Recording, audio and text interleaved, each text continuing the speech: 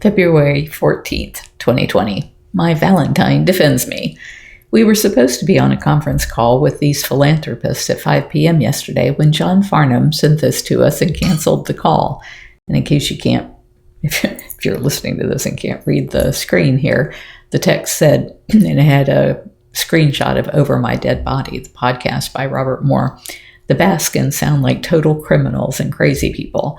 This is John Farnam with Mortgages. And I think he mentioned that somebody else, not to us. And so Howard said, are you calling us criminals and crazy or the people we're disrupting? And they were going to talk to us about disrupting technology and how that leads to positive change. So Howie says, are you calling us criminals and crazy or the people we're disrupting? Hopefully the latter. And then they didn't respond to that, but said, this is so disturbing. We are going to cancel our call. Howie said, welcome to our world. Big cat abusers are dangerous and crazy. As you wish, but very disappointing that you take what you seem to have from this podcast. It is actually an incredible success story of putting one of these guys out of business. And then John Farnam said, thanks for understandings. And then Howard wrote back to say, to be honest, I really don't understand, but it's your decision.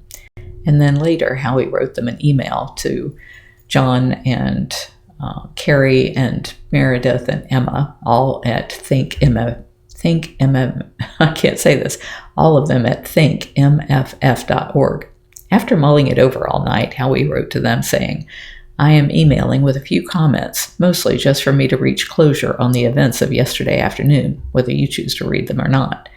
John, in my 24 years in the for-profit world and 17 years here, I have encountered unprofessional behavior, but never unprofessional behavior as bizarre as your insulting text yesterday and your rude last-minute canceling of the call.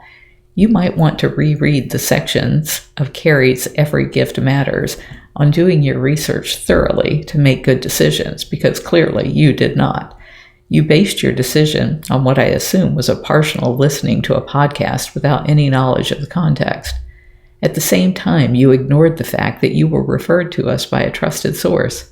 How many of the charities with whom you work not only receive Charity Navigator's top 4-star rating, but also are one of the less than 1% who receive their perfect numerical score of 100, and are touted by financial website TheStreet.com as one of the 30 in the nation who provide a good return on investment to supporters for their donation investment?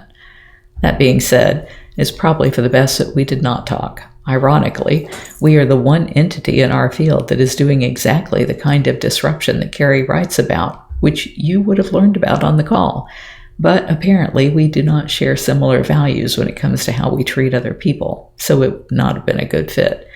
I do appreciate the way you have devoted yourselves to philanthropy and the thought you put into it, even if that thought was not accorded to us. I love the way he writes. He's amazing. If you're enjoying my diary, please like, share, and subscribe. You can find other ways to connect to me over at bigcatrescue.org/Carole.Baskin.